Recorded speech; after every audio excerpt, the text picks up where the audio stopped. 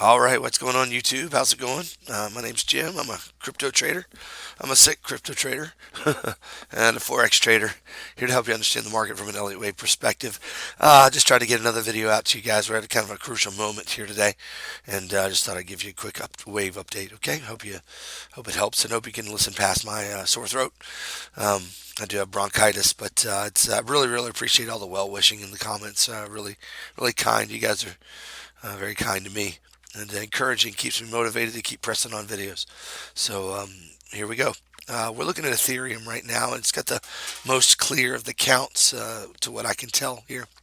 Let me see if I can get rid of the fibs here. When we pull the fibs here off the 1-2 here of this first section here, I've been looking at this as a 1-2 and a 1-2, right?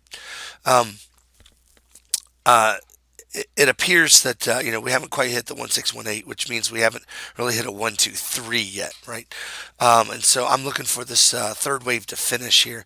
We do have a nice triangle here in the fourth wave of the third, and so the way I would count this third wave, the way I'd count the overarching wave here is one and a two.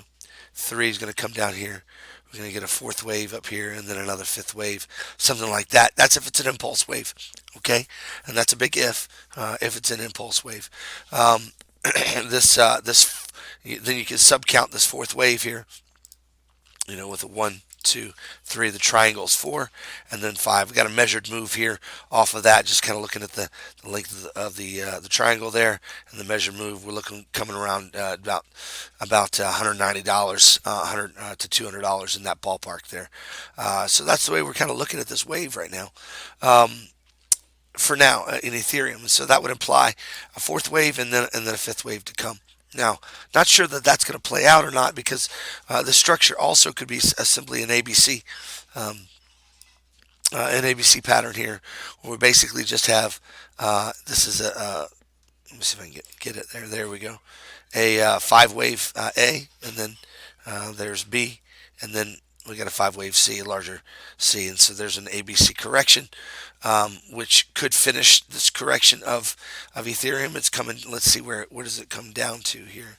We get these yellow lines here. If you wonder what they are, guys, they're always structure lines. They just kind of let me know where structure is over here, where key points of landing might come.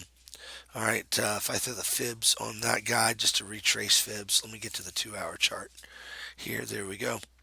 Right there, boom. That would put us, if we get down to this region here, guys, to 190 or 180, that gets us down to the 618, and that also puts us close here to this the top of this structure here. So that's probably a good landing point there for Ethereum if Ethereum breaks this triangle as we expect it to. So not sure, guys, what's going on. Whether we have a 1-2 and this is 3 to expect a fourth and then a fifth, or this is an ABC. Now, even if it's an ABC, a couple things could happen if it's an ABC. We could just go straight up, start mooning from there, okay, and that could be a finished correction. Or what the market likes to do is make things complex for us. And so what happens is we get a three-wave move to the upside. Everybody thinks it's going up, but instead it's a three-wave move, and then we get another three-wave move. And so we get what we call a double zigzag or a complex correction, and it lingers out the correction, and everything seems like it's just going sideways forever because price action is in this ballpark for a long time, right? And so that's what complex corrections are. And so that's another possibility of what might be coming. Regardless, I'm looking for a long position right here. It might be a short-lived long position just to this region and then back down, or it might continue on. Regardless, I'm going to take this long from here to here because if we get an impulse wave off the bottom here, I would like to be in on that so that we go up, for that. Now I bring you to Ethereum because Ethereum has the clearest of all the counts here, and so if we go to Bitcoin here, it's the same thing. Okay, you'll notice that here down here I've got the triangle drawn in the RSI. That's one of the rules here for a triangle. You got a triangle when you got a triangle forming up here, as well as the triangle in the RSI as well. I had it drawn on the 1-hour chart so you can see it better there. And so we're looking to be heading down here pretty soon. Um, after this thing is finished. It looks like it's about finished. It's about ready to come on down. It'll happen sometime today, most likely, or tonight. They could just drag this thing out sideways forever. You know how they do. All right, let's go to the 2 hour chart. Just kind of look at things a little bit better here. So the way I'm looking at this wave again, 1 2 1 2, same thing, except we got a little bit of a bigger wave when we look here. So when I've got the fibs here, we have already made the 1 6 1 8. Okay, so but this triangle is a fourth wave. So the big question mark is, I don't know what fourth wave we're dealing with here. Okay, best I can tell. I don't know what fourth wave we're dealing with. I've got three options here. I've got the fourth wave of the overall count. 1 2 3. This is 4 5. Okay, the overall count of that wave. Could be the fourth wave of the third. So here's 1 2, and this is 1 2 3. It's 4 5 of the third. Going to get a fourth and then another fifth. That's kind of like Ethereum's looking. Okay, or is this an ABC? A A, B, C, where you have 1 2 3.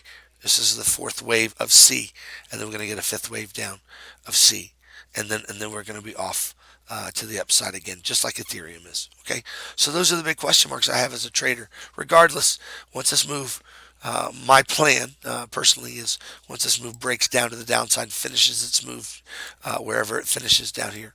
Okay, watching 8200 as a potential location. You can see this. I've got two locations marked here. I've got one right here marked where you can see the structures. The top of this, the bottom of that is nice confluence here. So I'm watching this 8200 region, and I'm also watching 7600 down here, the bottom of this wave, top of this wave over here. So where you find on your chart the tops of waves and the bottoms of waves hitting the same location, mark those on your charts. Okay, those are good areas for price to come down and touch and tag and things of that nature. Okay, and anywhere in between these two marks would be also fine. So this is just a region I'm watching, and so we're going to watch price action here. I'm going to look for I'm going to catch the bottom of this as best I can. As a trader, I'm going to be counting how many waves comes down, and then as this finishes out, I'm looking to go long here. Now keep in mind it could just come up for a fourth wave here, fourth wave back up to this region right here, and then back down for a fifth wave to about $7,500. Okay, that's a possibility. So I'm aware of that. So this long is going to be probably from 82 to 9,000. Still a nice $800 long. Not too bad. There, not too bad at all. So we're going to go ahead and take it. Kind of a scalp short trade. I've been in my trade since June. Since June. Since February 18th. So I like to stay in trades a lot longer and let the things play out. But we're going to get in this. We're going to get in this trade for just a couple of days probably, and see where this takes us. Sometimes I just do that when I don't know the count, and we're just going to make sure that we're on the right side of things for sure. Okay, especially when I don't want $800 of my profit to be taken back as well when there's a high likelihood of a bounce here. So that's what I'm going to be watching for. There's a high likelihood of a bounce. Now, is Jim right all the time? No, he's not right all the time, but generally we've got a good probability here. We got a triangle. It really tells us we're in the last move. We got one more move past that triangle before there's going to be a bounce, and so there's a really high probability area for a bounce right now. So that's what we're looking at, guys. Let's just take a peek at Litecoin just real quick. Again, just not doing too in-depth analysis. All the charts are the same. There's some form of a triangle being worked here, some form of a fourth wave. This is more like yesterday I was wrong yesterday. I somehow I don't know what I was saying. I was saying this is a 1 2 1 2. Litecoin is not a 1 2 1 2 because this exceeds the high of that. That can't be a 1 2 there. I don't know what I was thinking, guys. I was just a little confused between my charts, to be honest with you. So this is actually a 1 2 or an AB, and this is the C wave. So this could be a 1 2 3 4 5. I'm inclined to look at the ABC option, guys, really as a strong potentiality. So keep that in mind there, because they're all kind of looking more ABC-ish than they are impulsive now that I'm looking at it a little bit more carefully and we have more information.